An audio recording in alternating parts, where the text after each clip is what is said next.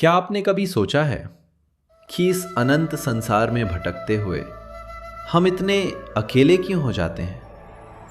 हृदय में उमड़ता वह गहन कोलाहल, वह अनकहा शोक और भविष्य की वह धुंधली चिंता आखिर क्यों हमें भीतर से खोखला कर देती है?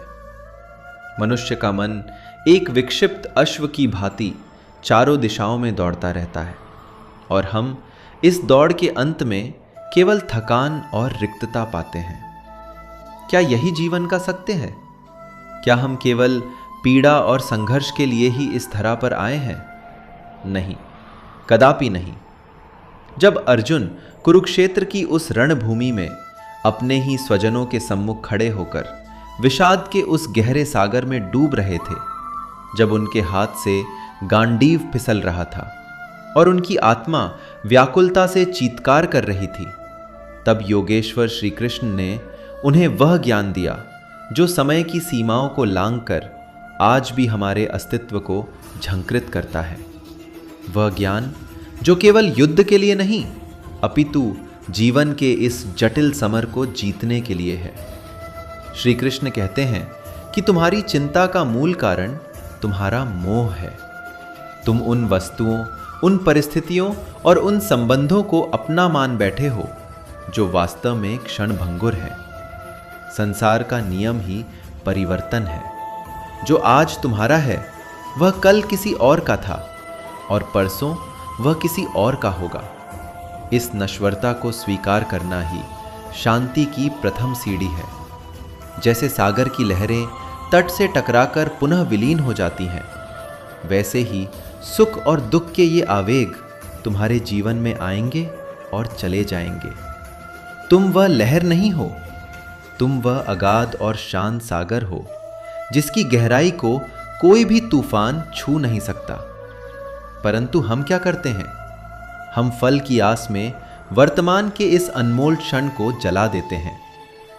कर्मण्येवाधिकारस्ते मा फलेषु कदाचन।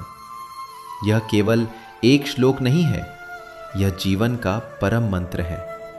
जब तुम अपनी संपूर्ण ऊर्जा केवल परिणाम की चिंता में व्यय कर देते हो, तब तुम्हारा कर्म निर्बल हो जाता है। विचार करो, क्या दीपक की लौ हवा के झोंकों से इसलिए डगमगाती है क्योंकि वह बुझने से डरती है? नहीं, वह केवल अपना प्रकाश फैलाने का धर्म निभाती है। तुम्हें भी केवल अपना धर्म निभाना है। फल का अधिकार उस परम सत्ता के पास है जो संपूर्ण ब्रह्मांड का नियंता है। जब तुम अपना सर्वस्व उसे समर्पित कर देते हो, तब तुम मुक्त हो जाते हो। अंधकार कितना भी घना क्यों ना हो, एक छोटा सा दीपक उसे परास्त करने का सामर्थ्य रखता है।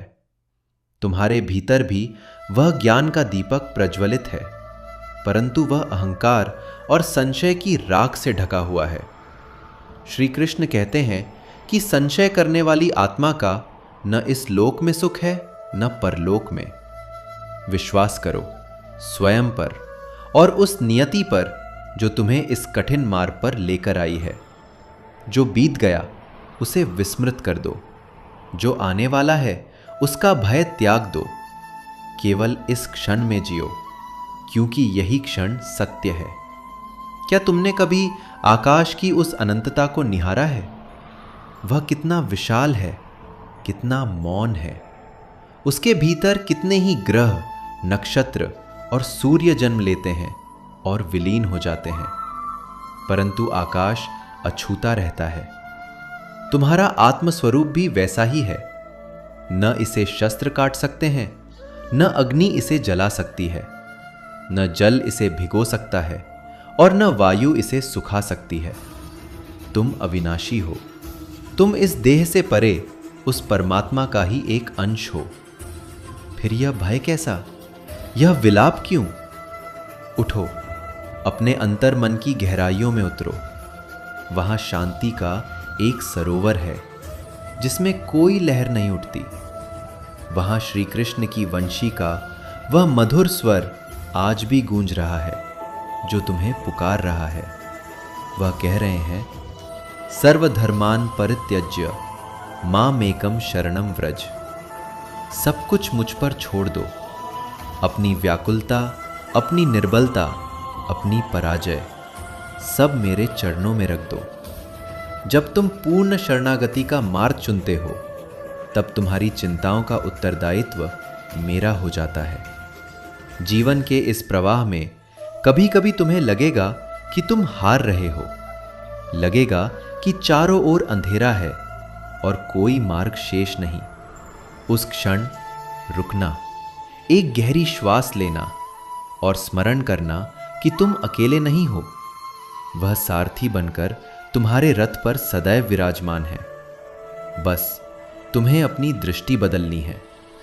जो बाधाएं तुम्हें आज पर्वत जैसी प्रतीत हो रही हैं, वे वास्तव में तुम्हारी शक्ति को परखने के साधन मात्र है। निश्चय करो कि आज से तुम अपनी शांति की चाबी किसी और के हाथ में नहीं दोगे। संकल्प करो कि तुम अपनी परिस्थितियों के दास नहीं, अपितु अपने भाग्य के निर्माता बनोगे। हृदय में उस करुणा और ममता को स्थान दो जो श्री कृष्ण के व्यक्तित्व का आधार है। प्रेम ही वह शक्ति है जो जड़ को चेतन